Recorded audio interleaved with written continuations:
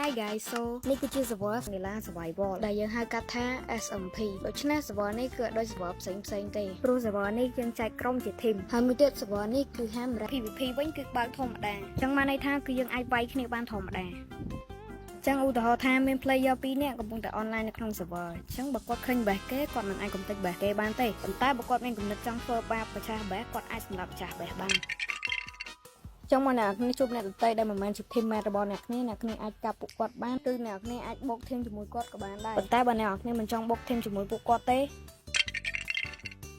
ហើយការសង់បែរនៅជិត spawn គឺគ្រោះថ្នាក់ខ្លាំងមែនតើបើគេឃើញបែរអ្នកនរគ្នាឬក៏ឃើញអ្នកនរគ្នាគេអាចកាប់សម្លាប់អ្នកទាំងអស់គ្នាបាន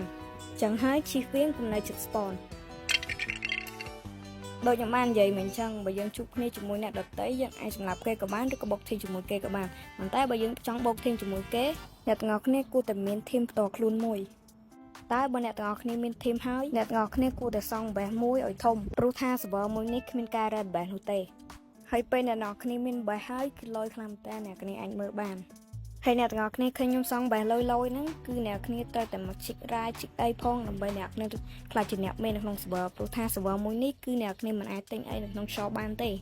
ហើយ server នឹងបើកនៅល្ងាចនេះអ្នកគ្នាកុំភ្លេចចូលមកលេងទាំងអស់គ្នានឹងរករបស់បានមុនគេផងហើយ server មួយនេះគឺខ្ញុំយកទៅ10អ្នកជាងទេគឺខ្ញុំអត់យកច្រើនទេដោយសារគឺវា lag server ខ្លាំងមែនតើអញ្ចឹងបើអ្នកទាំងអស់គ្នាចង់លេងអ្នកគ្នាអាចចូលទៅកាន់ DC របស់ខ្ញុំនឹងដាក់ link register មួយអញ្ចឹងខ្ញុំមានតែប៉ុណ្្នឹងទេអ្នកគ្នាកុំភ្លេច join Discord ផង